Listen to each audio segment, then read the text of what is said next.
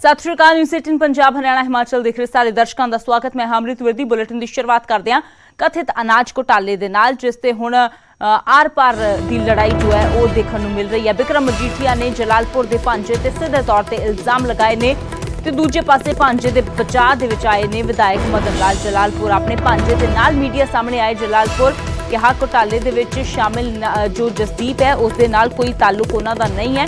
मजीठिया ने भांजे के बहाने जलालपुर नूं घेरिया सी ते अनाज घोटाले दे विच शामिल होने के इल्जाम लगाए सी। बिक्रम मजीठिया के वल्लों बकायदा जो है वो कुछ तस्वीरां भी पेश कीतियां गईयां सी ते मदन लाल जलालपुर के भांजे के कथित अनाज घोटाले दे विच शामिल होने के इल्जाम लगाए ते नाल ही मदन लाल जलालपुर ते भी निशाना साधिया। तां दूजे पासे मदन लाल जलालपुर अपने भांजे दे नाल सामने आए ने ते उन्होंने कहा कि इस घोटाले दे विच उन्हां दा कोई लेना देना नहीं है।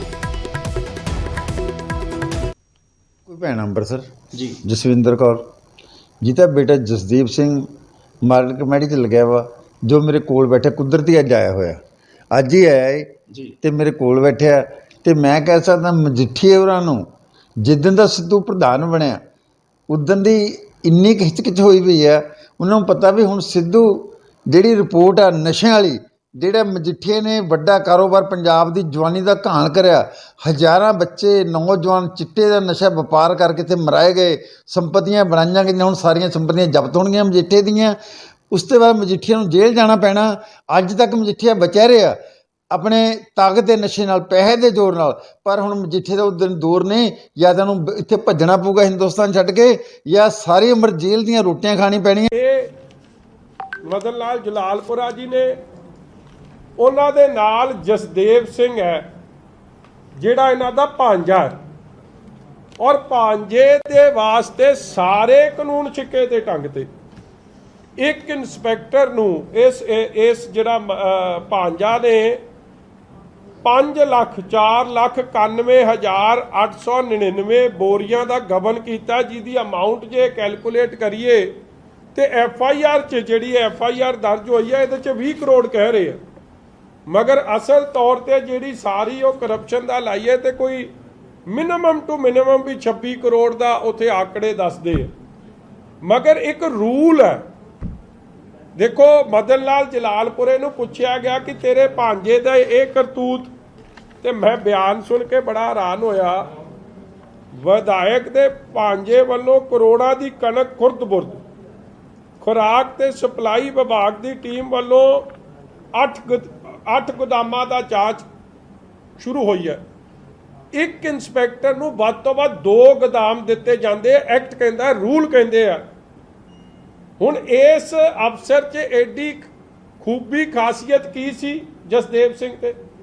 खासियत इहदी इन्नी की सी कि सिटिंग कांग्रेस MLA मदन लाल जलालपुरे दा भांजा, होर कोई खासियत नहीं। तो मदन लाल जलालपुर और उन्होंने भांजे ते कथित अनाज घोटाले के इल्जाम बिक्रम मजीठिया के वलों लगाए जा रहे हैं। फिलहाल सीधा रुख करते हैं इस खबर से पंकज कपाही सारे सहयोगी ज्यादा जानकारी लिए जुड़े ने। पंकज, करीब 26 करोड़ का घोटाला बिक्रम मजीठिया कह रहे हैं, पूरा मामला कदों तो शुरू होया सी? फिलहाल मदन लाल जलालपुर का पल्ला झाड़ रहे हैं, की कुछ जानकारी है पूरे मामले से? देखो, कांग्रेस इस पूरे मामले ते बैकफुट ते नजर आ रही है। नवजोत सिंह सिद्धू कुछ दिन पहला मदन लाल जलालपुर के घर गए सीगे और ये कहा सीगा कि ये मदन लाल जलालपुर का इलैक्शन नहीं, ये इलैक्शन नवजोत सिंह सिद्धू होरां दा, क्योंकि घनौर तो विधायक ने पटियाला जिहड़ा लोक सभा है उस हल्के तो आते हैं, और जिस तरीके दे नाल ये पहली बार नहीं है कि मदन लाल जलालपुर सुर्खियां दे विच आए होण। कोविड के दौरान भी शराब फैक्ट्री नूं लैके इल्जाम जिहड़े ने मदन लाल जलालपुर के उत्ते लगे सीगे, और हुण जदों उन्हां दे भांजे दे उत्ते इल्जाम लगे ने जो उस महकमे के इंस्पैक्टर सीगे, और ये कहा गया कि उस महकमे के जिहड़े इंस्पैक्टर ने उन्होंने करीब 20 करोड़ तो ज़्यादा की अमाउंट जी इधर उधर खुर्द फर्द की है। वो तमाम इस वेले सरकार भी इस चीज़ को देख रही है, क्योंकि पंजाब सरकार वालों इस वेले, या फिर यह कहिए कि इस महकमे के मंत्री जिहड़े ने भारत भूषण आशू, उन्होंने वालों कोई स्टेटमेंट नहीं आई, लेकिन आम आदमी पार्टी, दूजे पासे अकाली दल बिक्रम सिंह मजीठिया भी साफ तौर पर इल्जाम मार रहे हैं, और यह मसला आने वाले दिनों च होर ज़्यादा पखेगा। हालांकि मदन लाल जलालपुर होरी कह रहे हैं कि उन्होंने इस पूरे मामले नाल कोई लेना देना नहीं है, उन्होंने जिहड़ा इस पूरे मामले च पाक साफ ने। तो अजिहे च विरोधी पार्टियां लगातार शिकायत दर्ज करवाने की गल कर रही है, FIR दर्ज करवाने की गल कर रही है, और निशाने ते पंजाब सरकार नूं जिहड़ा इस पूरे मामले नूं लैके लिता जा रहा है कि जो पैसा सरकार के खजाने च जाना चाहिए सीगा, इंस्पैक्टर ਹੋਣ ਦੇ ਨਾਤੇ ਜਿਸ ਦੀ ਜ਼ਿੰਮੇਵਾਰੀ ਬਣਦੀ ਹੈ ਕਿ ਪੂਰਾ ਇੱਕ ਸੰਤੁਲਨ ਬਣਿਆ ਰਵੇ, ਪੂਰੇ ਇੱਕ ਸਹੀ ਤਰੀਕੇ ਦੇ ਨਾਲ ਜੀ। ਜਿਹੜਾ ਅਨਾਜ ਹੈ ਉਹ ਮੰਡੀਆਂ ਤੋਂ ਜਿਹੜਾ ਵੈ ਵਿਕੇ। ਔਰ ਲੇਕਿਨ ਜਿਸ ਤਰੀਕੇ ਦੇ ਨਾਲ ਇਹ ਤਕਰੀਬਨ 20 ਕਰੋੜ ਦਾ ਮਾਮਲਾ ਸਾਹਮਣੇ ਆਇਆ ਵੈ, ਉਸ ਨੂੰ ਲੈ ਕੇ ਹੁਣ ਅਕਾਲੀ ਦਲ ਹਮਲਾਵਰ ਹੋ ਰਿਹਾ ਹੈ। ਇਸ ਤੋਂ ਪਹਿਲਾਂ 2017 ਤੋਂ ਪਹਿਲਾਂ ਕਾਂਗਰਸ ਇਸੇ ਤਰੀਕੇ ਨਾਲ ਜਿਹੜਾ ਵੈ ਹਮਲਾਵਰ ਹੁੰਦੀ ਸੀ। ਸੁਨੀਲ ਜਾਖੜ ਕਹਿੰਦੇ ਸੀਗੇ ਕਿ ਕਰੀਬ ਜਿਹੜਾ 31,000 ਕਰੋੜ ਦਾ ਕੈਸ਼ ਕ੍ਰੈਡਿਟ ਲਿਮਿਟ ਬਣੀ ਹੈ, ਪੰਜਾਬ ਸਰਕਾਰ ਦੇ ਉੱਤੇ ਬੋਝ ਪਿਆ, ਉਹ ਇੱਧਰ ਉੱਧਰ ਪੈਸਾ ਚਲਾ ਗਿਆ ਵੈ। ਤਾਂ ਅਜਿਹੇ 'ਚ ਅਗਰ ਇੰਸਪੈਕਟਰ ਦੇ ਤੌਰ ਤੇ ਪੋਸਟਿੰਗ ਜਿਹੜੀ ਹੈ ਉਹ ਕੀਤੀ ਹੋਈ ਹੈ ਔਰ ਇਲਜ਼ਾਮ ਜਿਹੜੇ ਨੇ ਉਹ ਲੱਗ ਰਹੇ ਨੇ, ਸਬੂਤ ਜਿਹੜੇ ਨੇ ਉਹ ਬਕਾਇਦਾ ਤੌਰ ਤੇ ਬਿਕਰਮ ਸਿੰਘ ਮਜੀਠੀਆ ਪੇਸ਼ ਕਰ ਰਹੇ ਨੇ, ਤਾਂ ਮਸਲਾ ਹੋਰ ਭਖਦਾ ਹੋਇਆ ਨਜ਼ਰ ਆ ਰਿਹਾ। ਔਰ ਇੰਤਜ਼ਾਰ ਰਹੇਗਾ ਕਿ ਕੀ ਨਵਜੋਤ ਸਿੰਘ ਸਿੱਧੂ ਇਸ ਮਸਲੇ ਤੇ ਕੋਈ ਜਾਣਕਾਰੀ ਦਿੰਦੇ ਨੇ, ਕੋਈ ਜਾਣਕਾਰੀ ਇਸ ਮਸਲੇ ਤੇ ਪੂਰੇ ਦਿੰਦੇ ਨੇ, ਜਾਂ ਫਿਰ ਮਦਨ ਲਾਲ ਜਲਾਲਪੁਰ ਤੇ ਕੋਈ ਐਕਸ਼ਨ ਹੁੰਦਾ ਵੈ। ਇਹ ਕਾਫੀ ਅਹਿਮ ਜਿਹੜਾ ਰਹਿਣ ਵਾਲਾ। ਲੇਕਿਨ ਇੱਕ ਗੱਲ ਸਾਫ਼ ਹੈ ਕਿ ਆਉਣ ਵਾਲੇ ਦਿਨਾਂ 'ਚ ਸਿਆਸਤ ਇਸ ਮਸਲੇ ਤੇ ਪੂਰੀ ਤਰੀਕੇ ਨਾਲ ਭਖਦੀ ਹੋਈ ਨਜ਼ਰ ਆਏਗੀ। बिल्कुल, क्योंकि पंकज मामला कोई नवा नहीं है। साल 2018 तो कहा जा रहा है कि हेराफेरी हो रही है, 2021 तक ये चलती आ रही है। तो आखिरकार इन्हें 2.5-3 सालों के इस मामले के उपर क्यों कार्रवाई नहीं हुई है, फिलहाल देखना होगा कि कुछ कहा जाता है। शुक्रिया इस तमाम जानकारी के लिए। तो फिलहाल कथित अनाज घोटाले मामले दे विच जो है हुण मदन लाल जलालपुर दी मुश्किलां वधदियां होईयां नज़र आ रही ने। हालांकि मदन लाल जलालपुर बेशक अपने आप नूं पाक साफ दस रहे हैं, तो कह रहे हैं कि इस घोटाले दे नाल उन्हां दा कोई भी लेना देना नहीं है। पर दूजे पासे उन्हां दे भांजे दे उपर इल्जाम ने। भांजा जो कि अमृतसर दा रहण वाला है। राजीव शर्मा साडे सहयोगी अमृतसर तो जुड़े ने। राजीव, मदन लाल जलालपुर दा भांजा इस वेले काफ़ी चर्चा दे विच है। हालांकि मामला नवा नहीं है, पर क्योंकि हुण नवे तरीके दे नाल विरोधियों वालों घेरिया जा रहा है, इसलिए दोबारा तो मामला एक बार सुर्खियां दे विच आ गया है। की कुछ जानकारी है, क्योंकि मदन लाल जलालपुर तां कह रहे हैं कि उन्हां दा या उन्हां दे भांजे दा कोई लेना देना नहीं है। जी देखो अमृत, सब तो पहला इस मामले नूं समझण दी लोड़ है, क्योंकि एक इंस्पैक्टर पद्धर दा जिहड़ा अधिकारी है उसके अधीन 7 गोदाम जिहड़े ने, जिन्हां बारे गल कही जा रही कि 7 गोदामां दे विचों ਲੱਖਾਂ बोरियां जिहड़ियां ने गायब ने। और 2018 तो लैके 2021 तक का जिक्र किया जा रहा है। इस दे नाल ही मैं दसना चाहना कि जो इस विभाग के मंत्री ने भारत भूषण आशू, उन्हां वल्लों भी सख्ती वरतन के आदेश दिते गए। कुछ दिन पहला न्यूज़ 18 ते भी उन्होंने इस बारे जानकारी भी दी। तो उन्हां दा भी ये कहना सी कि असीं सख्ती दे नाल ये पता करांगे कि आखिरकार ये घोटाला किस तरीके दे नाल होया, क्योंकि एक शख्स इन्ना वड्डा घोटाला किसी भी तरीके दे नाल नहीं कर सकता। तो इस दे विच मिली भुगत जिहड़ी है बहुत असीं कह सकते कि एक वड्डा नैक्सस हो सकता, जिस दे विच कुछ पोलिटिकल लोग भी हो सकते हैं, कुछ होर जिहड़े लोग अनाज का कारोबार करते हैं वो भी शामिल हो सकते हैं। तो एक बहुत वड्डी जांच का विषय फिलहाल ये मामला जो है वो एक जिहड़ी विजिलेंस कमेटी बना के उसनूं सौंप दिता गया। दूसरे पासे ये जिहड़ी कणक की गल कही जा रही है कि ये कणक जिहड़ी है वो गरीबां तक पहुंचनी सी, या ये अनाज जिहड़ा वो ਚੱਕੀਆਂ तक पहुंचना सी, उस तो बाद लोगों के घरों तक अनाज पहुंचना सी। तो इस अनाज नूं किस तरीके दे नाल खुर्द-बुर्द किया गया, तो हुण तक जिहड़ी विभाग वालों कार्रवाई की गई वो मैं दसनी चाहना कि जसदेव सिंह जो कि जलालपुर का भांजा दस्सिया जा रहा, उसके खिलाफ FIR दर्ज की गई और उस FIR दे विच ही 20 करोड़ रुपए के गबन का जिक्र किया गया। इस तो इलावा जो एक DFSO और एक AFSO नूं जो है वो सस्पेंड कर दिता गया। मौजूदा जो DFSC है उसके खिलाफ चार्जशीट फाइल की गई है और उन्होंने तो पहला जो महिला DFSC सी उसनूं 2 जिहड़े अधिकारी ने सीनियर जिन्हां दी जिम्मेवारी बनती सी कि उन्हां वल्लों ये ध्यान क्यों नहीं रखा गया, जेकर कणक गोदामां दे विच घट सी तां उस वेले क्यों नहीं विभाग नूं इहदी जानकारी दित्ती गई। तो बहुत सारे सवाल ने। तां ये हुण पंजाब दे लोग भी सवाल करते हैं, सियासतदान जरूर एक दूजे के उपर तंज कसदे नज़र आ रहे हैं, अपनियां सफाइयां सियासतदान दिंदे नज़र आ रहे हैं। पर सवाल यह है कि जिहड़ा अनाज आम लोगों तक जो लोगों के टैक्स तो सरकार खरीदती है और उस तो जो रेवन्यू फिर सरकार दे कोल आउंदा, तां ओह लोग जवाब मंग रहे हैं। राजीव, इस विच कणक दी जाली खरीद का भी मामला सामने आ रहा है। बेशक कुछ अधिकारियों नूं सस्पेंड कर दिता गया है, कुछ अफसरां ते एक्शन होया है, पर आखिरकार मुख इस मामले दे विच मुलजम कौन है तां फिलहाल जांच दे विच पता लगेगा। बहुत जरूरी है सामने आना। शुक्रिया इस पूरी जानकारी दे लई। तां जंडियाला गुरु दे गोदामां दा पूरा मामला है, जिथे कणक घटी सी उत्थों ही जो है वो पूरा मामला शुरू होया। 2018 तो बाद लगातार जो है 2021 तक ये मामला लगातार बढ़ता रहा। हेराफेरी का खदशा जो है हुण तक जताया जा रहा है। इस पूरे मामले दे विच 20 करोड़ की हेराफेरी जो कही जा रही है कि हुई है। इल्जाम सीधे तौर पर मदन लाल जलालपुर के भांजे जसदेव ते ने। ते एक तो वध गोदाम या 2 गोदाम एक इंस्पैक्टर नूं मिल सकते हैं, पर 7 गोदाम इन्हां दे अंडर किवें आए, किस दी परमिशन दे नाल आए, वो भी इस वेले वड्डा सवाल है।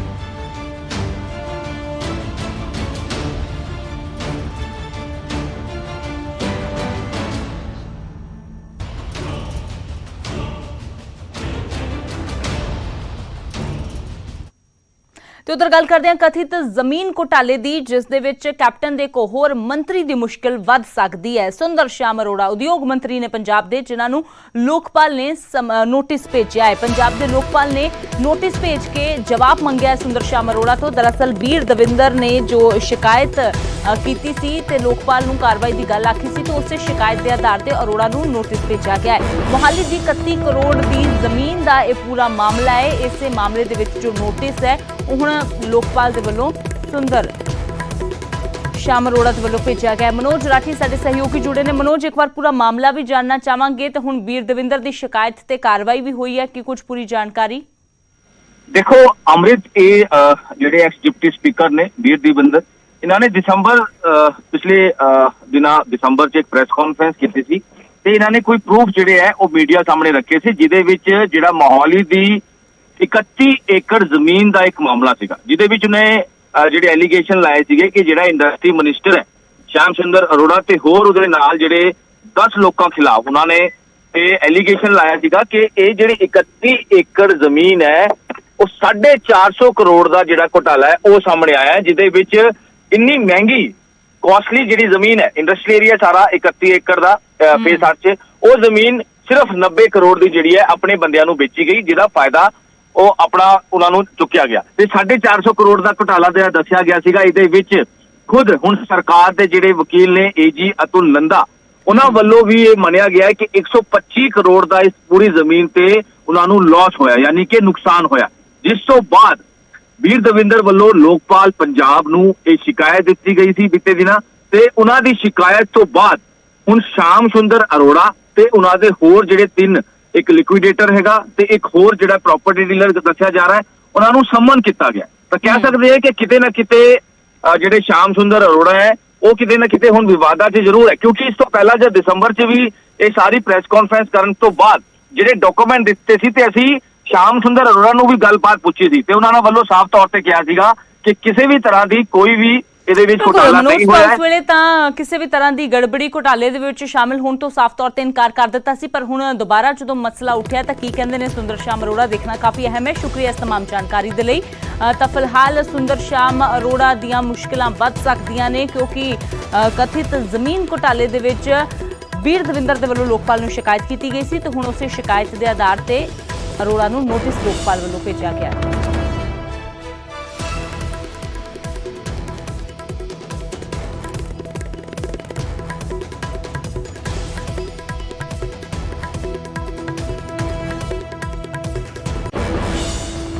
ਹੁਣ ਗੱਲ ਕਰਦੇ ਹਾਂ ਜ਼ੀਰਕਪੁਰ ਦੇ ਮਸ਼ਹੂਰ ਸੇਠੀ ਢਾਬੇ ਦੀ, ਜਿੱਥੋਂ ਦੇ ਮਾਲਕ ਦੇ ਖਿਲਾਫ ਕੇਸ ਦਰਜ ਕੀਤਾ ਗਿਆ ਹੈ। ਗੁਰਬਾਣੀ ਦੀਆਂ ਤੁਕਾਂ ਤੇ ਗਿੱਧਾ ਪਵਾਉਣ ਦੇ ਇਲਜ਼ਾਮ ਮਾਲਕ ਤੇ ਲੱਗੇ ਨੇ। ਦਰਅਸਲ ਤੀਆਂ ਦੇ ਤਿਉਹਾਰ ਮੌਕੇ ਇੱਥੇ ਇੱਕ ਪ੍ਰੋਗਰਾਮ ਕਰਵਾਇਆ ਗਿਆ ਸੀ ਤੇ ਇੱਥੇ ਹੀ ਜੋ ਹੈ ਔਰਤਾਂ ਦੇ ਵੱਲੋਂ ਜਦੋਂ ਗਿੱਧਾ ਪਾਇਆ ਜਾ ਰਿਹਾ ਸੀ ਤਾਂ ਉਸ ਦੌਰਾਨ ਕਿਹਾ ਜਾ ਰਿਹਾ ਹੈ ਕਿ ਇੱਕ ਗੁਰਬਾਣੀ ਦੀਆਂ ਤੁਕਾਂ ਤੇ ਵੀ ਇੱਥੇ ਗਿੱਧਾ ਪਵਾਇਆ ਗਿਆ ਹੈ, ਜਿਸ ਤੋਂ ਬਾਅਦ ਸਿੱਖ ਜਥੇਬੰਦੀਆਂ ਨੇ ਇਸ ਤੇ ਸਖਤ ਐਤਰਾਜ਼ ਜਤਾਇਆ। ਹਾਲਾਂਕਿ ਜਦੋਂ ਐਤਰਾਜ਼ ਜਤਾਇਆ ਗਿਆ ਤਾਂ ਉਸ ਤੋਂ ਬਾਅਦ ਸੋਨੂ ਸੇਠੀ ਨੇ ਮਾਫੀ ਮੰਗ ਲਈ ਹੈ, ਪਰ ਉਦੋਂ ਤੱਕ ਪੁਲਿਸ ਨੇ ਜੋ ਕੇਸ ਦਰਜ ਕਰ ਲਿਆ ਸੀ। ਤਾਂ ਸੇਠੀ ਢਾਬੇ ਦੇ ਮਾਲਕ ਦੀਆਂ ਜੋ ਮੁਸ਼ਕਿਲਾਂ ਨੇ ਉਹ ਵੱਧਦੀਆਂ ਹੋਈਆਂ ਨਜ਼ਰ ਆ ਰਹੀਆਂ ਨੇ। ਕੇਸ ਦਰਜ ਉਹਨਾਂ ਦੇ ਖਿਲਾਫ ਹੋਇਆ ਹੈ ਗੁਰਬਾਣੀ ਦੀਆਂ ਤੁਕਾਂ ਤੇ ਗਿੱਧਾ ਪਵਾਉਣ ਦੇ ਇਲਜ਼ਾਮ। साचे मेल मिलाए प्यारिया साचे मेल मिलाए साजन आए प्यारे हम साजन आए प्यारे ਉਹਨਾਂ ਦੇ ਸਾਨੂੰ ਨਾਂ ਨਹੀਂ ਪਤਾ ਸੀ, ਪਰ ਅਸੀਂ ਉਹਦੇ 'ਚ 2 ਲਾਈਨਾਂ ਜ਼ਰੂਰ ਲਿਖਾਈਆਂ ਨੇ ਕਿ ਜਿਹੜੀ 7-8 ਦੇ ਨੇੜੇ ਬੀਬੀਆਂ ਨੇ ਉਹ ਡਾਂਸ ਕਰ ਰਹੀਆਂ ਨੇ ਗੁਰੂ ਗ੍ਰੰਥ ਸਾਹਿਬ ਜੀ ਦੀ ਗੁਰਬਾਣੀ ਤੇ ਪੰਕਤੀਆਂ ਦੇ ਉੱਤੇ, ਜਿਹਦੇ ਨਾਲ ਸਿੱਖਾਂ ਦੇ ਹਿਰਦੇ ਬਲੂੰਦਰੇ ਗਏ ਨੇ। ਉਹਨਾਂ ਬੀਬੀਆਂ ਦੀ ਪਛਾਣ ਕਰਕੇ ਉਹਨਾਂ ਤੇ ਵੀ ਕਾਰਵਾਈ ਕੀਤੀ ਹੈ। ਸਵੇਰੇ ਜਾਂ ਕੱਲ ਦੀ ਵੀਡੀਓ ਦੇਖੀ ਸੀ, ਇੱਕ ਸੇਠੀ ਨਾਮ ਦਾ ਇੱਥੇ ਕੋਈ ਸੋਨੂ ਸੇਠੀ ਨਾਮ ਦਾ ਉਹਦਾ ਢਾਬਾ ਆਪਣਾ ਹੈ, ਉਹਨੇ ਜਿਹੜਾ ਕੱਲ ਤੀਆਂ ਦਾ ਤਿਉਹਾਰ ਮਨਾਇਆ, ਤੀਆਂ ਦੇ ਤਿਉਹਾਰ ਜਦੋਂ ਮਨਾਇਆ ਤੇ ਉਸ ਸਮੇਂ ਉਹਨੇ ਗੁਰੂ ਗ੍ਰੰਥ ਸਾਹਿਬ ਜੀ ਮਹਾਰਾਜ ਦੀਆਂ ਪੰਕਤੀਆਂ ਦਾ ਜਿਹੜਾ ਉਹਨੇ ਗਲਤ ਇਸਤੇਮਾਲ ਕੀਤਾ, ਉਹਦੇ ਰੋਸ ਵਜੋਂ ਜਿਹੜਾ ਸੀ ਉਹ ਅੱਜ ਅਸੀਂ ਇੱਥੇ ਆਏ ਹਾਂ। ਕੱਲ ਜੀ ਸਾਡੇ ਇੱਥੇ ਇੱਕ ਪ੍ਰੋਗਰਾਮ ਸੀਗਾ ਤੀਆਂ ਦਾ, ਔਰ ਜਿਸ ਦੇ ਵਿੱਚ ਕੀ 70-80 ਲੇਡੀਜ਼ ਇਕੱਠੀਆਂ ਹੋਈਆਂ ਸੀਗੀਆਂ, ਔਰ ਅਸੀਂ ਉਹਨਾਂ ਦੇ ਸਵਾਗਤ ਦੇ ਵਾਸਤੇ ਕੁਝ ਲਾਈਨਾਂ ਗਾਈਆਂ ਸੀਗੀਆਂ, ਔਰ ਮੈਨੂੰ ਨਹੀਂ ਪਤਾ ਸੀਗਾ ਕਿ ਉਹ ਪਵਿੱਤਰ ਗੁਰਬਾਣੀ ਦੀਆਂ ਲਾਈਨਾਂ ਨੇ। ਸੋ ਮੈਂ ਸਾਰਿਆਂ ਕੋਲੋਂ ਦੀ ਹੱਥ ਜੋੜ ਕੇ ਮਾਫੀ ਮੰਗਦਾ ਕਿ ਜੇ ਕਿਸੇ ਦੇ ਮਨ ਨੂੰ ਕੋਈ ਠੇਸ ਪਹੁੰਚੀ ਹੈ ਤਾਂ ਤੁਸੀਂ ਮੈਨੂੰ ਸਾਰੇ ਮਾਫ ਕਰ ਦਿਓ। ਸ਼੍ਰੀ ਵਾਹਿਗੁਰੂ ਜੀ ਕਾ ਖਾਲਸਾ, ਵਾਹਿਗੁਰੂ ਜੀ ਕੀ ਫਤਿਹ। ਹਾਲਾਂਕਿ ਵਿਵਾਦ ਹੋਣ ਤੋਂ ਬਾਅਦ ਸੋਨੂ ਸੇਠੀ ਨੇ ਮਾਫੀ ਤਾਂ ਮੰਗ ਲਈ ਹੈ, ਪਰ ਫਿਲਹਾਲ ਇਸ ਮਾਮਲੇ ਦੇ ਵਿੱਚ ਹੁਣ ਕੀ ਕਾਰਵਾਈ ਹੁੰਦੀ ਹੈ ਦੇਖਣਾ ਹੋਵੇਗਾ। ਹੁਣ ਗੱਲ ਕਰਦੇ ਹਾਂ ਨਵਜੋਤ ਸਿੰਘ ਸਿੱਧੂ ਦੇ ਗੜ੍ਹ ਅੰਮ੍ਰਿਤਸਰ ਦੀ, ਜਿੱਥੇ ਅੱਜ ਕੈਪਟਨ ਅਮਰਿੰਦਰ ਸਿੰਘ ਜਾ ਰਹੇ ਨੇ। 2 ਦਿਨ ਦੇ ਅੰਮ੍ਰਿਤਸਰ ਦੌਰੇ ਤੇ ਪਹੁੰਚਣਗੇ ਕੈਪਟਨ ਅਮਰਿੰਦਰ ਸਿੰਘ ਤੇ ਇਸ ਦੌਰਾਨ ਸ਼ਹਿਰ ਦੇ ਵਿੱਚ ਕਈ ਵਿਕਾਸ ਕਾਰਜਾਂ ਦੀ ਸ਼ੁਰੂਆਤ ਕਰਨਗੇ ਤੇ ਜਲਿਆਂਵਾਲਾ ਬਾਗ ਦੀ ਸ਼ਹੀਦੀ ਯਾਦਗਾਰ ਦਾ ਉਦਘਾਟਨ ਵੀ ਕਰਨਗੇ।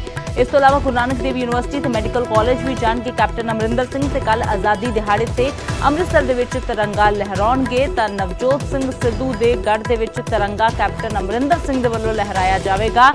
ਕੱਲ ਕੈਪਟਨ ਅਮਰਿੰਦਰ ਸਿੰਘ ਅੰਮ੍ਰਿਤਸਰ ਦੇ ਵਿੱਚ ਤਿਰੰਗਾ ਲਹਿਰਾਉਣਗੇ 15 ਅਗਸਤ ਦੇ ਮੌਕੇ। ਇਸ ਮੌਕੇ ਕੈਪਟਨ ਅਮਰਿੰਦਰ ਸਿੰਘ ਦੇ ਦੌਰੇ ਨੂੰ ਦੇਖਦਿਆਂ ਹੋਇਆਂ ਪੂਰੀ ਤਿਆਰੀ ਕਰ ਲਈ ਗਈ ਹੈ।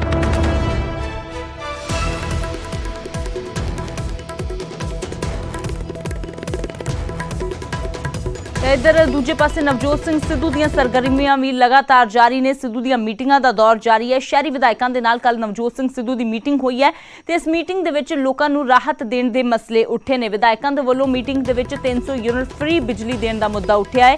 ਪਹਿਲ ਦੇ ਆਧਾਰ ਤੇ 300 ਯੂਨਿਟ ਫ੍ਰੀ ਬਿਜਲੀ ਦਿੱਤੀ ਜਾਵੇ, ਇਹ ਵਿਧਾਇਕਾਂ ਦੇ ਵੱਲੋਂ ਮੰਗ ਕੀਤੀ ਗਈ ਹੈ ਅਤੇ ਨਾਲ ਹੀ ਘਰੇਲੂ ਬਿਜਲੀ ਦਾ ਰੇਟ 3 ਰੁਪਏ ਤੇ ਕਮਰਸ਼ੀਅਲ ਦਾ 5 ਰੁਪਏ ਕਰਨ ਦੀ ਗੱਲ ਆਖੀ ਗਈ ਹੈ। ਪਲਾਟ ਅਤੇ ਇਮਾਰਤਾਂ ਦੀ ਤੁਰੰਤ ਰੈਗੂਲਾਈਜੇਸ਼ਨ ਦੀ ਮੰਗ ਵੀ ਉੱਠੀ ਹੈ ਤੇ ਸਿੱਧੂ ਤੋਂ ਇਹ ਸਾਰੇ ਮਸਲੇ ਸਰਕਾਰ ਦੇ ਕੋਲ ਚੁੱਕਣ ਦੀ ਮੰਗ ਇਹਨਾਂ ਵਿਧਾਇਕਾਂ ਨੇ ਕੀਤੀ ਹੈ। ਤਾਂ ਕੱਲ ਸ਼ਹਿਰੀ ਵਿਧਾਇਕਾਂ ਦੇ ਨਾਲ ਮੁਲਾਕਾਤ ਜੋ ਨਵਜੋਤ ਸਿੰਘ ਸਿੱਧੂ ਨੇ ਕੀਤੀ ਸੀ, ਕਾਂਗਰਸ ਭਵਨ ਦੇ ਵਿੱਚ ਲੰਬੀ ਚੌੜੀ ਬੈਠਕ ਹੋਈ ਸੀ ਤੇ ਇਸ ਬੈਠਕ ਦੇ ਵਿੱਚ ਸ਼ਹਿਰਾਂ ਦੇ ਵਿਕਾਸ ਕਾਰਜਾਂ ਨੂੰ ਲੈ ਕੇ ਗੱਲਬਾਤ ਹੋਈ ਹੈ ਤੇ ਇਸ ਦੌਰਾਨ ਬਿਜਲੀ ਦਾ ਮੁੱਦਾ ਜੋ ਪਹਿਲਾਂ ਹੀ ਪੰਜਾਬ ਦੀ ਸਿਆਸਤ ਦੇ ਵਿੱਚ ਭਖਿਆ ਹੋਇਆ ਹੈ, ਸਿੱਧੂ 3 ਰੁਪਏ ਪ੍ਰਤੀ ਯੂਨਿਟ ਬਿਜਲੀ ਦੇਣ ਦਾ ਜੋ ਦਾਅਵਾ ਕਰਦੇ ਨੇ ਉਸ ਨੂੰ ਜਲਦ ਪੂਰਾ ਕਰਨ ਦੀ ਮੰਗ ਇਹਨਾਂ ਵਿਧਾਇਕਾਂ ਨੇ ਕੀਤੀ ਹੈ। ਤਾਂ ਐਮਐਲਏਸ ਨੇ ਸ਼ਹਿਰੀ ਲੋਕਾਂ ਦੇ ਮੁੱਦੇ ਚੁੱਕੇ ਨੇ ਕਿ ਕਿਹੜੀਆਂ ਸਮੱਸਿਆਵਾਂ ਸ਼ਹਿਰੀ ਲੋਕਾਂ ਨੂੰ ਆ ਰਹੀਆਂ ਨੇ ਤੇ ਕਿਹੜੇ ਮੁੱਦਿਆਂ ਦੇ ਉੱਪਰ ਲੋਕਾਂ ਦਾ ਧਿਆਨ ਕੇਂਦਰਿਤ ਇਸ ਵੇਲੇ ਹੈ, ਉਹਨਾਂ ਨੂੰ ਹੱਲ ਕਰਨ ਦੀ ਲੋੜ ਹੈ। ਤਾਂ ਸਭ ਤੋਂ ਵੱਧ ਇਸ ਵੇਲੇ ਚਾਹੇ ਸ਼ਹਿਰੀ ਲੋਕ ਹੋਣ ਜਾਂ ਪੇਂਡੂ ਲੋਕ ਹੋਣ, ਇਸ ਵੇਲੇ ਬਿਜਲੀ ਦਾ ਮੁੱਦਾ ਜੋ ਹੈ ਪੂਰੇ ਪੰਜਾਬ ਦੇ ਵਿੱਚ ਕਾਫੀ ਭਖਿਆ ਹੋਇਆ ਹੈ। ਸਸਤੀ ਬਿਜਲੀ ਦੇ ਦਾਅਵੇ ਤਾਂ ਹਰ ਕੋਈ ਕਰ ਰਿਹਾ ਹੈ, ਪਰ ਉਹ ਸਸਤੀ ਬਿਜਲੀ ਪੰਜਾਬ ਦੇ ਲੋਕਾਂ ਨੂੰ ਦੇਵੇਗਾ ਕੌਣ, ਇਹ ਸਵਾਲ ਇਸ ਵੇਲੇ ਵੱਡਾ ਹੈ। ਤੇ ਇਸੇ ਸਵਾਲ ਦੇ ਉੱਪਰ ਜੋ ਹੈ ਕੱਲ ਮਸਲੇ ਤੇ ਚਰਚਾ ਹੋਈ ਹੈ ਇਸ ਮੀਟਿੰਗ ਦੇ ਵਿੱਚ ਤੇ ਵਿਧਾਇਕਾਂ ਨੇ ਸਸਤੀ ਬਿਜਲੀ ਦੀ ਮੰਗ ਕੀਤੀ ਹੈ ਤੇ ਇਹ ਵੀ ਕਿਹਾ ਹੈ ਕਿ ਮਸਲੇ ਨਵਜੋਤ ਸਿੰਘ ਸਿੱਧੂ ਸਰਕਾਰ ਦੇ ਕੋਲ ਚੁੱਕਣ।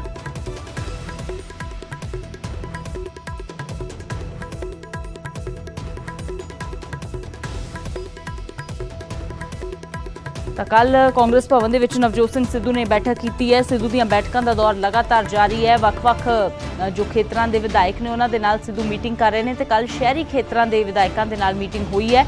ਇਸ ਦੇ ਵਿੱਚ ਅਣਅਧਿਕਾਰਿਤ ਕਲੋਨੀਆਂ, ਬਿਲਡਿੰਗਾਂ ਤੇ ਪਲਾਟ ਦਾ ਮੁੱਦਾ ਉੱਠਿਆ ਹੈ। ਵਨ ਟਾਈਮ ਸੈਟਲਮੈਂਟ ਸਕੀਮ ਦੇ ਵਿੱਚ ਇਹਨਾਂ ਨੂੰ ਰੈਗੂਲਰਾਈਜ਼ ਕੀਤਾ ਜਾਵੇ, ਉਸ ਦੀ ਗੱਲ ਜੋ ਇਸ ਮੀਟਿੰਗ ਦੇ ਵਿੱਚ ਕੀਤੀ ਗਈ ਹੈ। ਰਜਿਸਟ੍ਰੇਸ਼ਨ ਤੇ ਐਨਓਸੀ ਦਾ ਬੋਝ ਘਟਾਇਆ ਜਾਵੇ, ਇਹ ਮੁੱਦਾ ਵੀ ਸਿੱਧੂ ਦੀ ਮੀਟਿੰਗ ਦੇ ਵਿੱਚ ਚੁੱਕਿਆ ਗਿਆ ਹੈ। ਇਸ ਤੋਂ ਇਲਾਵਾ ਸਿੱਧੂ ਦੇ ਸਲਾਹਕਾਰ ਮਾਲਵਿੰਦਰ ਮਾਲੀ ਦੇ ਬਾਰੇ ਸ਼ਿਕਾਇਤ ਹੋ ਰਹੀ ਹੈ ਕਿਉਂਕਿ ਜਿਸ ਤਰ੍ਹਾਂ ਦੀ ਬਿਆਨਬਾਜ਼ੀ ਉਹਨਾਂ ਦੇ ਵੱਲੋਂ ਕੈਪਟਨ ਅਮਰਿੰਦਰ ਸਿੰਘ ਦੇ ਖਿਲਾਫ ਕੀਤੀ ਗਈ ਹੈ, ਉਸ ਨੂੰ ਲੈ ਕੇ ਹੁਣ ਵਿਵਾਦ ਹੁੰਦਾ ਨਜ਼ਰ ਆ ਰਿਹਾ ਹੈ ਕਾਂਗਰਸ ਦੇ ਅੰਦਰ ਵੀ।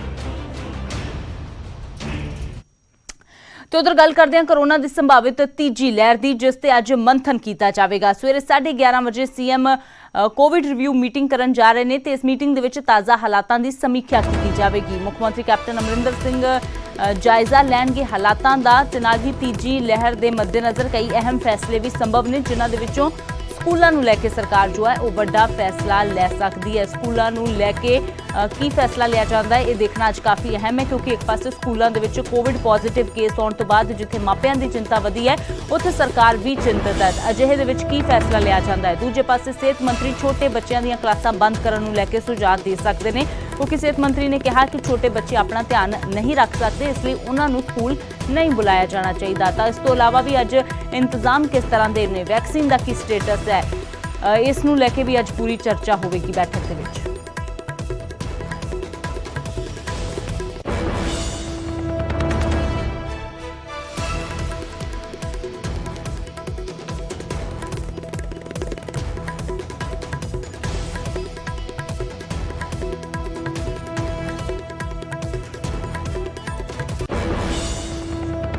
ਤੇ ਗੱਲ ਕਰਦੇ ਹੁਣ ਨਸ਼ੇ ਤੇ ਐਸਟੀਐਫ ਦੀ ਰਿਪੋਰਟ ਦੇ ਨਾਲ ਜੁੜੀ ਵੱਡੀ ਖਬਰ ਦੀ। ਪੰਜਾਬ ਹਰਿਆਣਾ ਹਾਈ ਕੋਰਟ ਦੇ ਵਿੱਚ ਮੁੜ ਤੋਂ ਇਸ ਮਾਮਲੇ ਦੀ ਸੁਣਵਾਈ ਸ਼ੁਰੂ ਹੋਵੇਗੀ।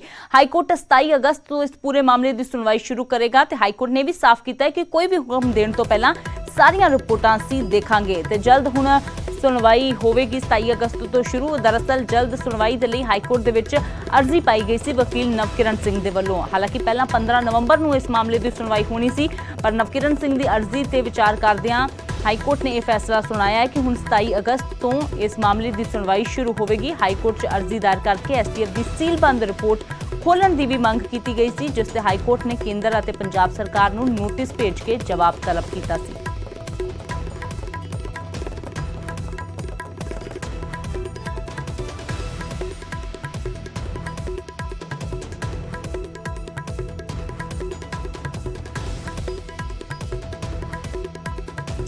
उमेश साडे सहयोगी ज्यादा जानकारी ਲਈ जुड़े ने ਤਾਂ उमेश तय समय तो ਪਹਿਲਾਂ ਸੁਣਵਾਈ ਸ਼ੁਰੂ ਹੋਣ ਜਾ ਰਹੀ ਹੈ। ਵਕੀਲ ਨਵਕਿਰਨ ਦੇ ਵੱਲੋਂ ਅਰਜ਼ੀ ਪਾਈ ਗਈ ਸੀ, ਹੋਰ ਕੀ ਕੁਝ ਕਿਹਾ ਗਿਆ ਸੀ ਇਸ ਅਰਜ਼ੀ ਦੇ ਵਿੱਚ? ਅੰਮ੍ਰਿਤ ਜਿਹੜੀ ਇਹ ਅਰਜ਼ੀ ਪਾਈ ਗਈ ਸੀ ਇਹ ਬੇਸਿਕਲੀ ਪਿਛਲੇ ਸਾਲ ਅਪ੍ਰੈਲ ਦੀ ਅਰਜ਼ੀਆਂ ਸੀਗੀ, ਦੋ ਅਰਜ਼ੀਆਂ ਸੀਗੀਆਂ। ਇੱਕ ਤਾਂ ਜਲਦੀ ਸੁਣਵਾਈ ਦੀ ਸੀਗੀ, ਨਾਲੇ ਦੂਜੀ ਸੀਗੀ ਕਿ ਜਿਹੜੇ ਇਹ ਐਸਟੀਐਫ ਦੀ ਰਿਪੋਰਟ ਹੈ ਇਹਨੂੰ ਓਪਨ ਕੀਤਾ ਜਾਵੇ। ਇਹ ਦੋ ਵੱਖ ਅਰਜ਼ੀਆਂ ਸੀਗੀ ਪਿਛਲੇ ਸਾਲ ਦੀ। ਹੁਣ ਪਿਛਲੇ ਦਿਨੀ ਜਦੋਂ ਇਹ ਅਰਜ਼ੀਆਂ ਲੱਗੀਆਂ ਸੀ ਤਾਂ ਕੋਰਟ ਨੇ ਨੋਟਿਸ ਜਾਰੀ ਕਰਕੇ, ਕਿ ਇੱਕ ਪ੍ਰੋਸੀਜਰ ਹੁੰਦਾ ਹੈ ਕਿ ਪਾਰਟੀਆਂ ਨੂੰ ਜਿਹੜੀ ਪਾਰਟੀਆਂ ਬਣਾਈ ਜਾਂਦੀਆਂ ਨੇ ਉਹਨਾਂ ਤੋਂ ਨੋਟਿਸ ਜਵਾਬ ਮੰਗਿਆ ਜਾਂਦਾ, ਤਾਂ ਹਾਈ ਕੋਰਟ ਨੇ ਨੋਟਿਸ ਇਸ਼ੂ ਕਰਤਾ ਸੀ। ਲੇਕਿਨ ਜਿਹੜੀ ਸੁਣਵਾਈ ਸੀਗੀ ਉਹ ਨਵੰਬਰ ਤੱਕ ਟਾਲਦੀ ਸੀ। ਉਸ ਤੋਂ ਬਾਅਦ ਫਿਰ ਐਪਲੀਕੇਸ਼ਨ ਪਾਈ ਗਈ ਐਡਵੋਕੇਟ ਨਵਕਿਰਨ ਸਿੰਘ ਵੱਲੋਂ ਔਰ ਕਿਹਾ ਗਿਆ ਕਿ ਇਸ ਕੇਸ ਦੀ ਸੁਣਵਾਈ ਜਲਦੀ ਕੀਤੀ ਜਾਵੇ, ਕਿਉਂਕਿ ਪਹਿਲਾਂ ਹੀ ਕਾਫੀ ਟਾਈਮ ਤੋਂ 2.5-3 ਸਾਲ ਹੋ ਗਏ ਕਿ ਐਸਟੀਐਫ ਦੀ ਰਿਪੋਰਟ ਜਿਹੜੀ ਹੈਗੀ ਹੈ ਉਹ ਸੀਲਬੰਦ ਪਈ ਹੈ ਪੰਜਾਬ ਹਰਿਆਣਾ ਹਾਈ ਕੋਰਟ ਵਿੱਚ, ਤੇ ਇਹ ਮੁੱਦਾ ਕਾਫੀ ਵੱਡਾ ਹੈ।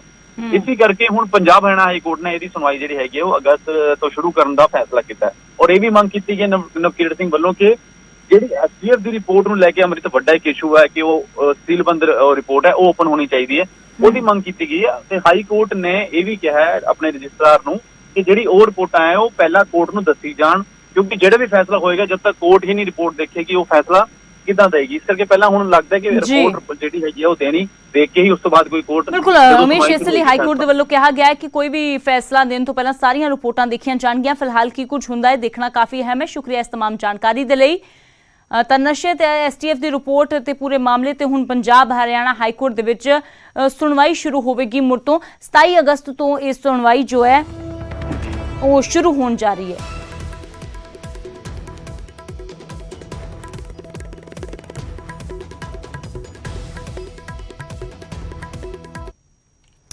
ਤਾਂ ਫਿਲਹਾਲ 15 ਅਗਸਤ ਨੂੰ ਲੈ ਕੇ ਕਿਸ ਤਰ੍ਹਾਂ ਦੀਆਂ ਤਿਆਰੀਆਂ ਕੀਤੀਆਂ ਜਾ ਰਹੀਆਂ ਨੇ, ਸਿੱਧਾ ਰੁਖ ਕਰਦੇ ਹਾਂ।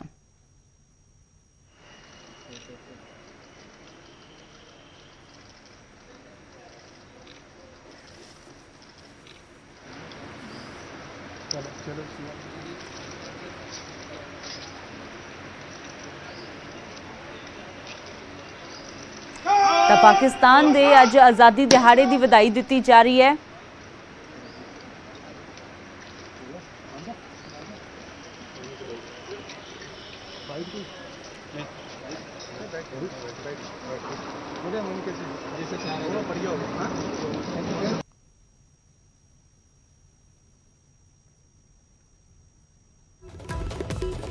ਤਾਂ ਅਟਾਰੀ ਵਾਹਗਾ ਸਰਹੱਦ ਦੀਆਂ ਤਸਵੀਰਾਂ ਤੁਹਾਨੂੰ ਦਿਖਾ ਰਹੇ ਹਾਂ। ਦੱਸ ਦਈਏ ਕਿ ਅੱਜ ਪਾਕਿਸਤਾਨ ਦਾ ਆਜ਼ਾਦੀ ਦਿਹਾੜਾ ਹੈ। 14 ਅਗਸਤ ਨੂੰ ਪਾਕਿਸਤਾਨ ਆਜ਼ਾਦੀ ਦਿਹਾੜਾ ਮਨਾਉਂਦਾ ਹੈ, 15 ਅਗਸਤ ਨੂੰ ਭਾਰਤ ਦਾ ਆਜ਼ਾਦੀ ਦਿਹਾੜਾ ਹੁੰਦਾ ਹੈ। ਤਾਂ ਅੱਜ ਪਾਕਿਸਤਾਨ ਦੇ ਆਜ਼ਾਦੀ ਦਿਹਾੜੇ ਮੌਕੇ ਅਟਾਰੀ ਬਾਰਡਰ ਤੇ ਬੀਐਸਐਫ ਨੇ ਜਵਾਨਾਂ ਦਾ ਮੂੰਹ ਮਿੱਠਾ ਕਰਵਾਇਆ ਹੈ, ਪਾਕਿਸਤਾਨ ਰੇਂਜਰਾਂ ਦਾ ਮੂੰਹ ਮਿੱਠਾ ਕਰਵਾਇਆ ਹੈ। ਦੋਵਾਂ ਪਾਸਿਆਂ ਦੇ ਜਵਾਨਾਂ ਦੇ ਵੱਲੋਂ ਇੱਕ ਦੂਜੇ ਨੂੰ ਮਿਠਾਈ ਦਿੱਤੀ ਗਈ ਹੈ। ਤਾਂ ਕੱਲ ਪਾਕਿਸਤਾਨ ਦੇ ਰੇਂਜਰਸ ਜੋ ਨੇ ਉਹ ਭਾਰਤੀ ਜਵਾਨਾਂ ਨੂੰ ਮਿਠਾਈ ਦਿੰਦੇ ਨੇ ਤੇ ਅੱਜ ਭਾਰਤੀ ਜਵਾਨਾਂ ਦਾ ਮੂੰਹ ਮਿੱਠਾ ਉਹਨਾਂ ਦੇ ਵੱਲੋਂ ਕਰਵਾਇਆ ਗਿਆ ਹੈ। ਕੱਲ ਭਾਰਤੀ ਜਵਾਨਾਂ ਦੇ ਵੱਲੋਂ ਪਾਕਿਸਤਾਨ ਦੇ ਰੇਂਜਰਸ ਦਾ ਮੂੰਹ ਮਿੱਠਾ ਕਰਵਾਇਆ ਜਾਵੇਗਾ। ਤਾਂ 14 ਅਗਸਤ ਨੂੰ ਪਾਕਿਸਤਾਨ ਆਪਣਾ ਅੱਜ ਆਜ਼ਾਦੀ ਦਿਹਾੜਾ ਮਨਾ ਰਿਹਾ ਹੈ। ਅਟਾਰੀ ਬਾਰਡਰ ਤੇ ਬੀਐਸਐਫ ਨੇ ਮੂੰਹ ਮਿੱਠਾ ਕਰਵਾਇਆ ਹੈ ਤੇ